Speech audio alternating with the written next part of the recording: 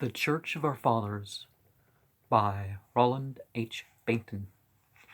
Chapter 13, Deadly Sins Invade the Church.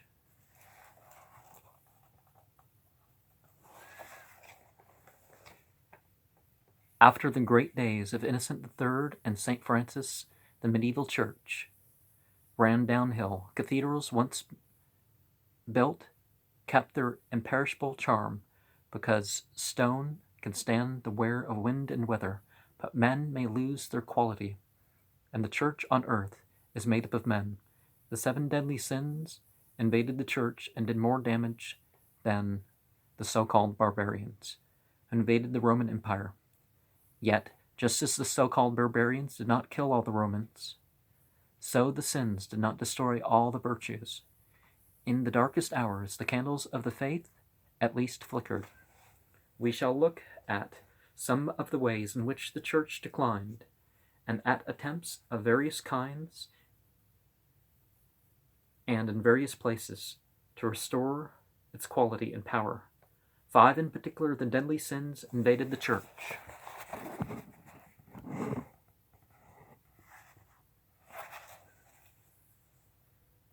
Pictures of these 5 are shown on page 119. Greed is carrying off a bag of plunder. Gluttony's horse is gobbling a savory morsel. Luxury is a woman adorning herself. Men did it too. Anger is about to strike a meek damsel over the head. Pride has been spilled by his horse. The greed of the church led to more conflicts with the state, which was greedy too, and in the struggle the church became greedier. Bishops and abbots were rich, and kings were envious. In particular, the kings of England and France were building up strong countries and needed much money, and were ready to take it from any who had it. The King of England helped himself to the goods of the church, and the King of France refused to let any money go from his kingdom to Rome. Pope Boniface VIII promised to excommunicate any king who took the church's goods and any churchman who gave them, but the King of France replied by capturing the Pope and removing the papacy to a town under French control. The name of the town was Avignon. The popes were absent from Rome for a little time, over 70 years, 1305 to 1377. This period is called the Babylonian captivity of the papacy, in memory of the captivity of the Jews for 70 years in Babylon. I don't remember how long it was that the biggest part of the stone at Mecca was, taken off by a group, but that didn't stop the pilgrimage or anything else.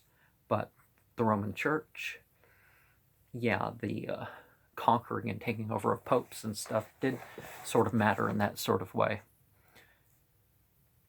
Exile only increased the greed of the church because money was harder to get. Little could be obtained from the lands of the church in Italy, which, in the absence of the popes, were overran by neighboring rulers. The Pope at Avignon,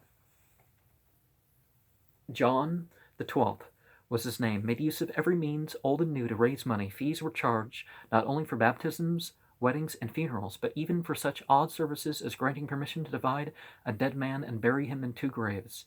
Every bishop anywhere in Europe, on receiving his post, was required to let the Pope take the first year's salary. If then a bishopric became vacant, the Pope would move another bishop to fill the place, and thus make another vacancy, which would be filled by moving another bishop and making another vacancy, and so on, the Pope receiving the first year's salary from them all. Another way of getting money was from the sale of indulgences, which were grants from the Pope, reducing the amount of time that certain dead persons would have to spend in purgatory. Now, I did do a program that was partially in support of all this opposition to selling indulgences, but it was also in opposition to the Protestant movement in certain ways too. And, I said that it agreed in parts too, but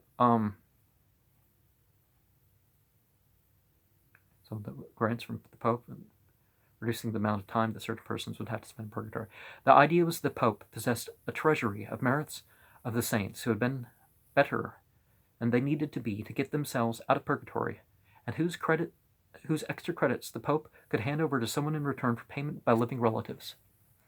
The deadly sin of anger entered when the Franciscans, wedded to Lady Poverty, clamored against such a pope as John XII and called him a heretic, and he flared up and turned some of them over to the Inquisition to be burned. And when, too, the Italian princes took away the lands of the church in Italy, the Pope gathered an army to fight them and spent 67% of his money on war.